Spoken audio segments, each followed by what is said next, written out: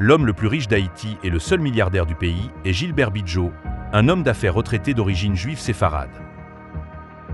Ceci montre bien que la communauté juive en Haïti, bien que très petite, a joué et joue encore un rôle significatif dans l'économie du pays. Cette communauté est souvent assimilée aux Haïtiens mulâtres d'origine caucasienne et arabe, qui sont perçus comme détenant la part du lion de l'économie et tirant les ficelles de la politique dans l'ombre. Du financement du voyage de Christophe Colomb par des Juifs aux monopoles économiques au XXIe siècle, en passant par la vague d'immigrants pendant la persécution nazie, nous explorerons dans cet épisode l'histoire méconnue des Juifs en Haïti.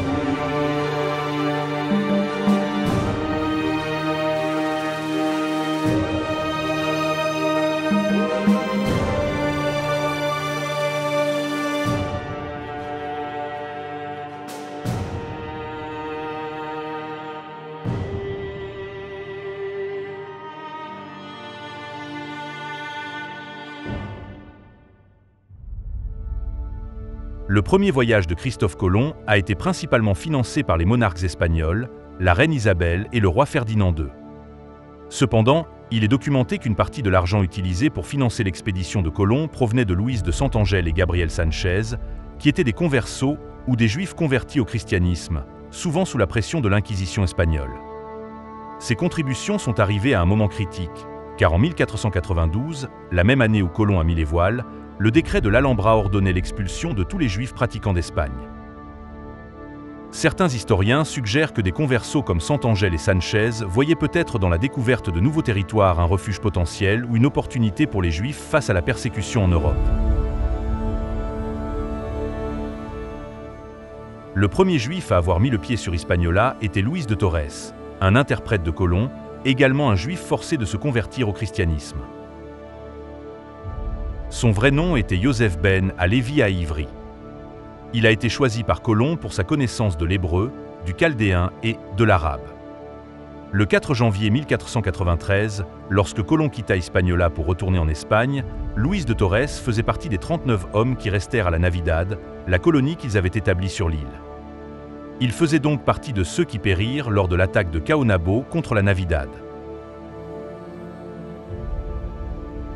Après 1633, les Français prirent le contrôle et commencèrent à coloniser la partie ouest d'Hispaniola, Saint-Domingue. Vers 1654, suite à la reconquête portugaise des zones du Brésil qui avaient été sous contrôle néerlandais, de nombreux juifs néerlandais se trouvèrent en position précaire. Ces juifs, y compris un nombre important de maranes, juifs forcés de se convertir au christianisme mais pratiquant souvent le judaïsme en secret, cherchèrent de nouveaux endroits où s'installer pour vivre plus librement et continuer leurs activités économiques. Beaucoup de ces juifs choisirent d'émigrer vers Saint-Domingue. À leur arrivée, ces migrants juifs devinrent employés et parfois gestionnaires sur les plantations françaises. Cependant, cette tolérance relative ne dura pas. En 1685, sous le règne de Louis XIV, les prêtres jésuites jouèrent un rôle clé dans la rédaction d'un document connu sous le nom de Code noir, principalement destiné à réguler le statut des esclaves africains dans les colonies françaises. Mais il imposait aussi des restrictions sur les activités des Noirs libres et interdisait la pratique de toute religion autre que le catholicisme. Plus significativement, l'article 1 ordonnait directement l'expulsion des Juifs des colonies, affirmant que leur présence était préjudiciable à la foi catholique et au bien-être des colonies. Cela reflétait un schéma plus large de sentiments antisémites dans les codes juridiques européens de l'époque.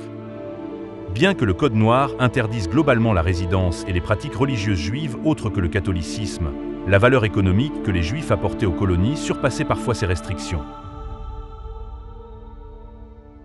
Certains Juifs, particulièrement ceux d'autres nations européennes comme les Néerlandais, Danois et Anglais, furent autorisés à rester en tant que citoyens étrangers. Ces individus travaillaient souvent comme responsables au sein des compagnies de commerce françaises. De plus, certains Juifs obtinrent des lettres patentes, des permis de résidence spéciaux qui leur accordaient des exceptions aux interdictions du Code noir. Les Juifs qui restaient étaient généralement très impliqués dans l'économie coloniale, surtout dans le secteur agricole. La distribution des établissements juifs à Saint-Domingue reflétait à la fois leurs origines et les opportunités économiques disponibles.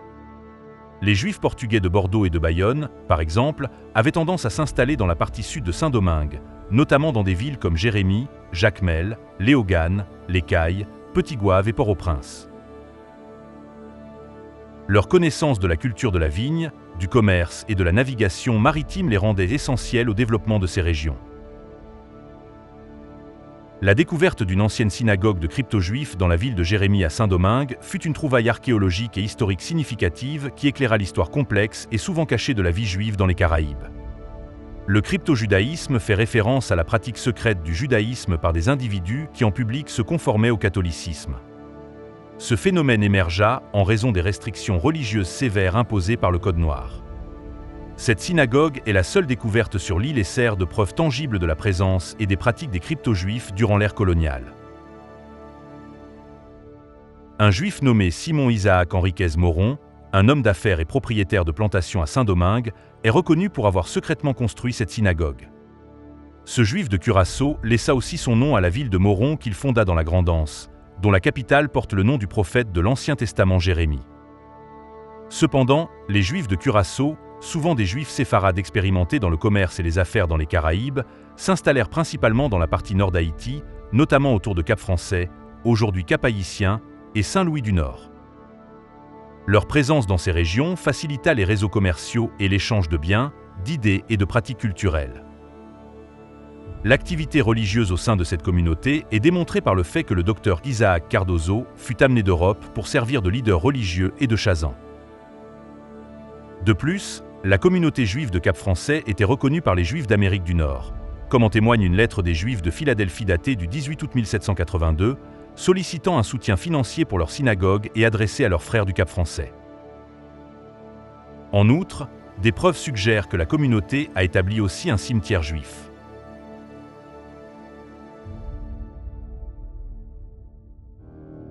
Avant la Révolution haïtienne, les Juifs étaient essentiels aux réseaux commerciaux qui soutenaient l'économie sucrière.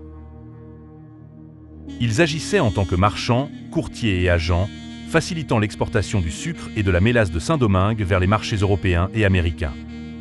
En plus de leur implication directe dans la production et le commerce, les Juifs fournissaient souvent des services financiers à l'industrie sucrière, notamment en accordant des crédits aux propriétaires de plantations, en finançant des équipements et des esclaves, et en gérant des investissements.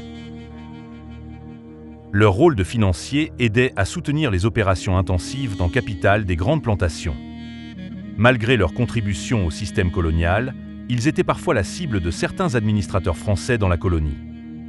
Jean-Baptiste Charles-Henri Hector, comte d'Estaing, gouverneur de Saint-Domingue de 1764 à 1766, par le décret du 16 janvier 1765, imposa une taxe spéciale aux propriétaires juifs. Il força les Juifs des Cayes, d'Aquin et de Saint-Louis du Sud à financer de nouvelles infrastructures dans la colonie.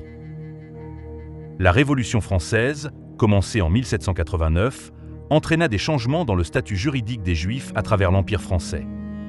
La Déclaration des droits de l'homme et du citoyen de 1789 et les réformes légales subséquentes étendirent progressivement les droits civils aux Juifs en France et dans ses colonies. Cela inclut Saint-Domingue, où les Juifs, en particulier ceux faisant partie des populations blanches ou mulâtres, bénéficièrent de nouvelles libertés et opportunités, du moins en théorie. Car la colonie était loin d'être stable, et le conflit croissant éclipsa rapidement ces changements légaux. Avec le déroulement de la Révolution haïtienne, commencée par le soulèvement des esclaves en 1791, la situation des colons de Saint-Domingue devint de plus en plus précaire. Les Juifs, comme d'autres communautés minoritaires, furent pris dans le feu croisé du conflit croissant. De nombreux propriétaires de plantations, marchands et colons juifs firent face aux mêmes menaces et destructions que les autres colons. La révolte haïtienne menée par Toussaint Louverture entraîna le déplacement et, dans de nombreux cas, l'émigration des Juifs de l'île. la grande majorité d'entre eux se rendit aux États-Unis et à Curaçao. Après l'indépendance d'Haïti en 1804, très peu d'entre eux vivaient encore dans le pays. Ceux qui restaient se marièrent avec des Noirs et des mulâtres, produisant des descendants qui s'intégrèrent dans l'élite catholique. Certains devinrent francs-maçons. En 1847, la majorité des membres de la loge maçonnique de Port-au-Prince étaient des Juifs. Pendant ce temps en France après l'indépendance d'Haïti, les anciens planteurs de Saint-Domingue et leurs héritiers commencèrent à faire pression pour obtenir des compensations pour la perte de leurs propriétés après la révolte des esclaves. Parmi ceux qui réclamèrent des compensations figuraient 22 familles juives de Bordeaux. Elles gagnèrent leur cause et le roi de France, Charles X, força Haïti sous la menace, à payer une somme immense de 150 millions de francs. Bien que le montant fût réduit à 90 millions de francs, cela resta, à l'époque, une somme colossale pour la petite nation. Haïti n'ayant pas cet argent, dut contracter un prêt. La famille Rothschild fut impliquée dans ces transactions. Les Rothschild et d'autres banquiers fournissaient des prêts à Haïti, imposant des taux d'intérêt élevés et des frais administratifs, enfonçant profondément le pays dans la dette. Cette dette entrava gravement le développement économique d'Haïti pendant plus d'un siècle, les paiements se poursuivant jusqu'en 1947. Ce fardeau financier épuisa les ressources d'Haïti, l'empêchant d'investir dans les infrastructures, l'éducation et les services publics. À la fin du XIXe siècle, les Juifs de l'Empire ottoman faisaient face à une persécution croissante due à la montée du nationalisme et à l'instabilité sociopolitique. Les sentiments antisémites, alimentés par les difficultés économiques et les boucs émissaires politiques, menaient à des restrictions et des violences croissantes contre les communautés juives. Dans ce contexte, de nombreux Juifs cherchèrent refuge dans des régions plus stables où ils pourraient trouver sécurité et meilleures opportunités. Les politiques progressistes de la France envers les Juifs, illustrées par le décret Crémieux qui accordait la citoyenneté française aux Juifs en Algérie, encouragèrent les Juifs à chercher refuge dans les territoires influencés par la France. Des familles juives du Liban, de Syrie et d'Égypte, régions de l'Empire ottoman, commencèrent à migrer vers Haïti, attirés par la promesse de sécurité et de perspectives économiques. Cette migration fut facilitée par les réseaux commerciaux existants avec la France et l'attitude accueillante de la société haïtienne envers les groupes culturels divers. Durant cette période, environ 50 familles juives, dont les Abdallah, Monsanto, Andal et Bidjo, arrivèrent en Haïti. Dans une interview avec le Miami Herald, Gilbert Bidjo mentionna que son oncle Isaac Joseph Bidjo vint en Haïti d'Alep, en Syrie, en 1896, suivi par son père, Charles Shalom Bidjo, 20 ans plus tard, pendant la Première Guerre mondiale. Ces familles, qui s'installèrent principalement à Port-au-Prince, étaient impliquées dans l'import-export et le commerce du textile, entre autres. Environ 200 Juifs vivaient en Haïti en 1915, lorsque les États-Unis commencèrent leur occupation. Au cours des 20 années d'occupation, beaucoup émigrèrent aux États-Unis et en Amérique du Sud. Cependant, à la fin des années 1930, les événements malheureux en Europe apportèrent une autre vague d'immigrants juifs en Haïti.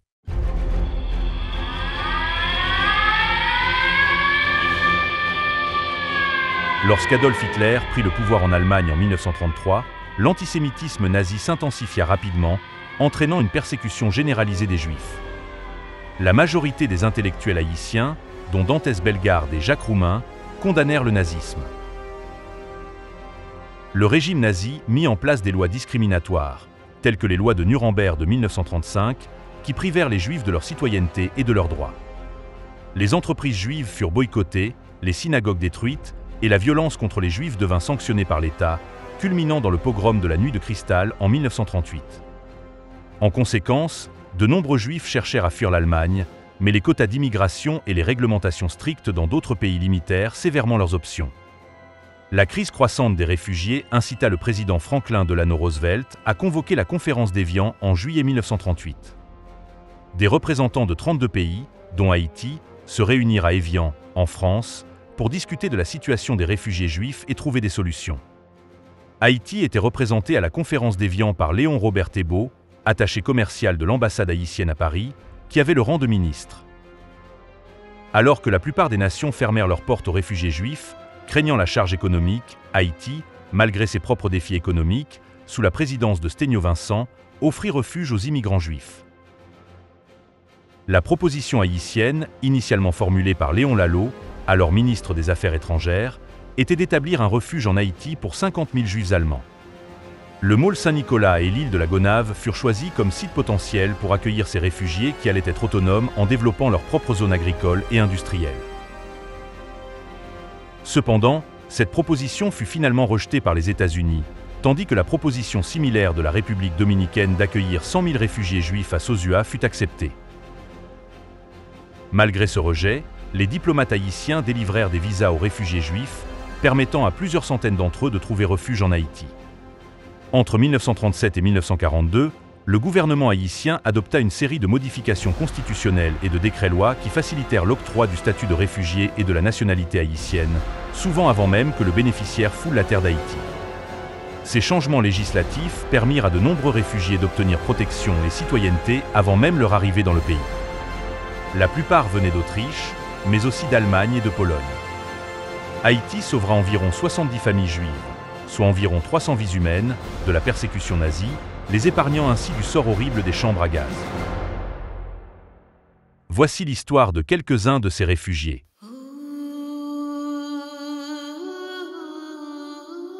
La famille Mohr. Ernst et Auguste Mohr, avec leurs enfants, entreprirent un périlleux voyage pour échapper à l'Allemagne nazie à la fin de 1938. Ernst fut arrêté lors de la nuit de cristal le 10 novembre 1938 et détenu au camp de concentration de Dachau jusqu'à la fin décembre. Pendant ce temps, son épouse Auguste travailla sans relâche pour obtenir des papiers d'immigration après avoir appris d'un ami qu'Haïti pourrait être un refuge potentiel. Ils avaient également une attestation pour entrer aux États-Unis, mais la liste d'attente était longue. À la libération d'Ernst de Dachau, il quitta l'Allemagne tandis qu'Auguste organisa la fuite de leurs enfants. Elle voyagea avec leurs enfants, Bill et Ruth, de Fürth à Hambourg, où ils rencontrèrent un ami, le consul général haïtien M. Fouchard, qui leur délivra des visas. De Hambourg, Auguste et les enfants se rendirent à Anvers pour retrouver Ernst. La famille, désormais réunie, embarqua à bord du SS Henry Horn et passa 32 jours en mer avant d'arriver à Port-au-Prince, avec seulement quelques dollars. À Port-au-Prince, le père du consul général Fouchard les aida à s'installer dans une petite maison à bas peu de choses. Les Mohr s'adaptèrent rapidement à la vie haïtienne. Bill et Ruth se firent des amis et apprirent le français, tandis qu'Auguste explorait le marché local. Malgré leurs difficultés financières, Ernst s'impliqua activement dans la communauté juive naissante et aida à former le Joint Relief Committee Haïti, une branche du American Joint Distribution Committee, JDC. Il servit comme secrétaire et chercha une assistance financière pour les réfugiés. En février 1940, les Mohr obtinrent la permission d'immigrer aux États-Unis. Ils y arrivèrent le mois suivant, et Ernst continua à plaider pour la communauté juive en Haïti, obtenant un soutien financier indispensable du JDC. La famille Meinberg. Éric et Ruth Meinberg entreprirent leur voyage de Hambourg à Haïti le 27 octobre 1937, à bord d'un combi-chiffre. Ce voyage de 21 jours jusqu'à Port-au-Prince fut rendu possible après la libération d'Éric de Dachau grâce à l'aide de sa sœur et du consul haïtien à Hambourg. Portant chacun seulement 50 marks, ils devaient rejoindre le père de Ruth, Otto Mielziner, qui prévoyait de retourner en France. À leur arrivée, ils séjournèrent chez Mielziner, dormant à même le sol car la maison était non meublée. Éric trouva rapidement un emploi et reçut une allocation mensuelle de 25 $ du Joint Distribution Committee, JDC. Ils furent rejoints plus tard par le frère d'Éric, Walter, sa femme Herta Mayer, et la sœur de Ruth. Herta, avec sa sœur Erna, se rendit à Hambourg pour obtenir un visa pour Walter auprès du consul général haïtien, Henri Fouchard. Walter fut libéré de Buchenwald après 3 semaines de détention. À Port-au-Prince, les frères Meinberg ouvrirent un magasin de mahogany et de sisal au centre-ville. Éric et Ruth eurent une fille, Anita, mais divorcèrent peu après. Éric se remaria, et sa seconde épouse Trudy inscrivit Anita à l'Union School en 1949. Anita quitta Haïti en 1956 pour Clearwater, en Floride, pour terminer ses études secondaires, passant les étés chez son père en Haïti ou chez sa mère en Europe après le divorce. Walter et Herta Meinberg eurent également une fille, Eva, née à Port-au-Prince le 23 août 1943. Elle partit pour les États-Unis en 1958.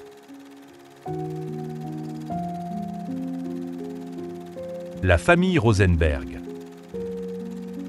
Originaire de Fürth, en Allemagne, Otto Rosenberg, avocat de formation, avec son épouse Lily et leurs 2 fils, Edgar, 13 ans, et Harry, 10 ans, faisait partie des 14 réfugiés juifs à bord du Klaushorn. Le navire partit d'Anvers, faisant escale à Saint-Domingue et à Kingston avant d'atteindre Haïti. Les Rosenberg étaient des amis de longue date de la famille More en Allemagne. À leur arrivée à Port-au-Prince en juin 1939, ils s'installèrent dans une charmante maison de style gingerbread sur la 4e rue à bas peu de choses, Turgot.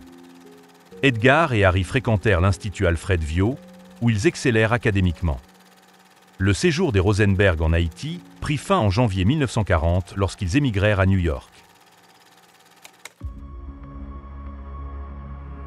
Sous l'administration d'Élie Lescaut, Haïti déclara la guerre à l'Allemagne le 12 décembre 1941. Lescaut introduisit également des modifications aux lois sur l'immigration du pays, réduisant considérablement l'afflux des réfugiés juifs. 2 ans après la Seconde Guerre mondiale, en 1947, les Nations Unies cherchèrent à adopter une résolution recommandant le partage de la Palestine en États juifs et arabes. Conscients qu'il leur manquait 3 voix, les délégués juifs se concentrèrent sur l'obtention du soutien d'Haïti, du Libéria et des Philippines, des pays qui n'appuyaient initialement pas la résolution. Sol Bloom de New York, un influent membre juif de la Chambre des représentants, aborda plusieurs pays, dont Haïti, pour obtenir leur soutien. Le soir du 29 novembre 1947, le vote final eut lieu avec 33 voix pour, 13 contre et 10 abstentions. The resolution of the DAC Committee for Palestine was adopted by 33 votes, 13 against, 10 abstentions. Haïti vota en faveur de la délégation juive, mais était l'un des pays indécis qui rendait la délégation juive très anxieuse, car sa décision de dernière minute aurait pu faire échouer la résolution de création de l'État d'Israël. Ce vote fut crucial pour obtenir la majorité des 2 tiers nécessaires pour adopter la résolution. Isana Clay, due au comité arabe, dénonça le fait qu'Haïti avait changé sa position, passant de l'opposition au soutien au partage entre le mercredi et le samedi de la semaine du vote, affirmant qu'Haïti avait subi des pressions des États-Unis. Les représentants haïtiens Antonio Vieux et Ernest Chauvet nièrent avoir été soumis à des pressions pour changer leur vote, soulignant qu'il était naturel pour la première république noire du monde de soutenir l'autodétermination des peuples persécutés.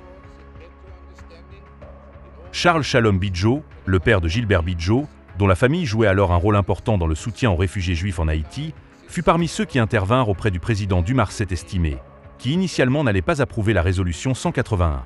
Which will be acceptable to all.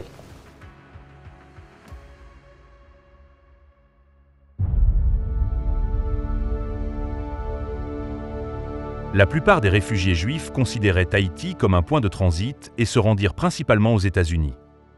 Certains, cependant, restèrent dans le pays et devinrent des professionnels, des hommes d'affaires qui contribuèrent à la vie économique, sociale et culturelle d'Haïti. Nous pouvons citer, par exemple, le docteur Alphonse Vague qui avait une clinique sur la rue 6 et une rue à bas peu de choses porte à son nom. L'archéologue Kurt Fischer, né à Vienne en 1908, avait rédigé une thèse sur Henri Christophe pendant ses études, avant d'immigrer en Haïti en 1938. Il s'établit rapidement comme une figure notable au sein des communautés locales et expatriées. Il fonda une maison de commerce sur la rue du Quai au centre-ville de Port-au-Prince, spécialisée dans l'exportation d'artisanat haïtien. Cette entreprise fut pionnière dans la promotion des arts et de l'artisanat haïtien sur le marché international, mettant en valeur la richesse culturelle de sa nouvelle patrie. Il servit en tant que directeur de la section archéologique du Musée du peuple haïtien, qui devint plus tard le Musée national, puis le MUPANA, Musée du Panthéon national haïtien. Son travail aida à documenter et à préserver le patrimoine précolombien et colonial d'Haïti, contribuant de manière significative au domaine de l'archéologie et de l'histoire dans la région. Il fut également un membre actif de la Société haïtienne d'histoire et de géographie, consolidant davantage son rôle de figure clé dans la préservation et l'étude de l'histoire haïtienne. Sa collection, connue sous le nom de Kurt Fischer Haitian History Collection, fut achetée par le Schomburg Center for Research in Black Culture en 1969. En 1957, la population juive en Haïti était estimée à environ 200 individus. En 1970, environ 75% de cette population avait quitté le pays, se déplaçant principalement vers les États-Unis, l'Argentine et le Panama. En 1997, la communauté juive permanente en Haïti s'était réduite à environ 25 personnes, principalement résidées à Port-au-Prince.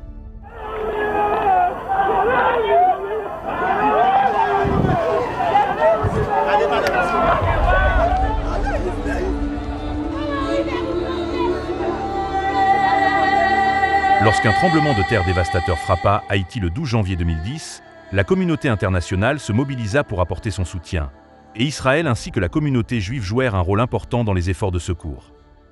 Israël fut parmi les premiers pays à répondre à la catastrophe.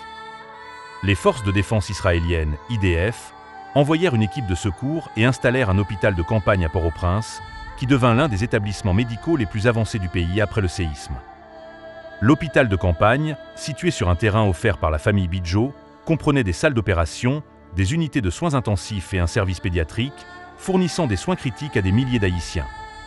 En plus de l'hôpital de campagne, les équipes israéliennes apportèrent des fournitures médicales et des équipements vitaux.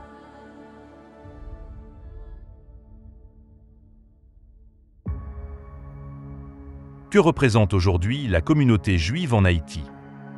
Elle peut se résumer pratiquement à une seule famille, les Bidjo. Gilbert Bidjo a longtemps été le leader officieux de la communauté séfarade en Haïti, où il organisait des services annuels de Rosh Hashanah et de Yom Kippour chez lui. Il possède la seule Torah en Haïti, essentielle pour la conduite des services du Shabbat et des grandes fêtes. Il est également le leader de facto de la communauté juive d'Haïti et consul honoraire d'Israël. Né en Haïti en 1935, Gilbert Bidjo, un juif séfarade, est maintenant un homme d'affaires retraité qui réside principalement dans sa luxueuse villa en Floride. Le GB Group, qu'il a fondé en 1972, est actuellement dirigé par ses enfants. Comme mentionné précédemment, Gilbert Bidjo est l'homme le plus riche d'Haïti et le seul milliardaire du pays. Le GB Group englobe divers secteurs économiques, y compris la construction, les produits de consommation, l'agriculture, les finances, le commerce, l'énergie et les télécommunications, ayant un impact significatif sur l'économie haïtienne et sa population. Le GB Group a également construit le terminal à conteneurs privés de Port-Lafiteau en Haïti et une zone de libre-échange. Port-Lafiteau, ouvert en 2015, est actuellement le seul port Panamax du pays. Il est important de noter que le monopole que certaines des activités de Bidjo détiennent dans l'économie haïtienne est souvent critiqué. Au-delà d'Haïti, son empire commercial s'étend à d'autres pays des Caraïbes tels que la République dominicaine, la Jamaïque et Saint-Martin. Malgré le succès de son empire commercial, Gilbert Bidjo reste une figure controversée.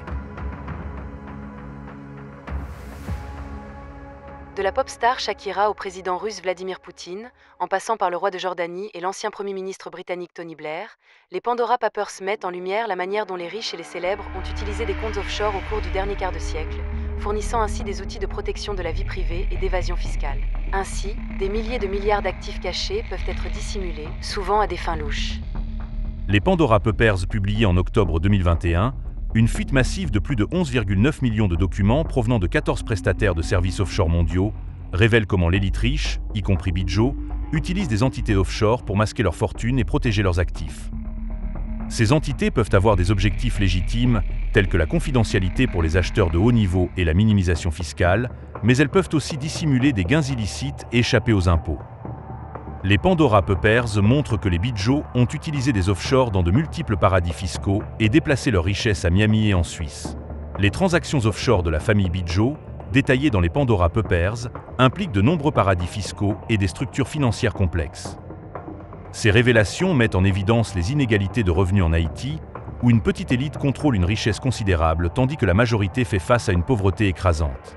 Les Bidjo, comme d'autres de l'élite haïtienne, ont utilisé ces mécanismes offshore pour accroître et protéger leurs richesses, une pratique d'évasion fiscale qui entraîne une perte de revenus significative pour les fonds publics. Le 5 décembre 2022, le Canada a annoncé des sanctions contre Gilbert Bidjo, Reynold Dib et Cherif Abdallah. Ces sanctions comprenaient une interdiction de transaction, gelant effectivement tous les actifs qu'ils pourraient détenir au Canada. Ces individus sont soupçonnés d'avoir utilisé leur statut pour protéger et faciliter les activités illégales de gangs criminels armés, notamment par le biais de blanchiment d'argent et de corruption, contribuant ainsi à la crise humanitaire en cours en Haïti après l'assassinat du président Jovenel Moïse. Bien que le gouvernement canadien n'ait fourni aucune preuve contre les personnes accusées, ces sanctions ont été accueillies favorablement par une grande partie de la population haïtienne, convaincue que la violence des gangs est parrainée par des forces politiques et économiques obscures.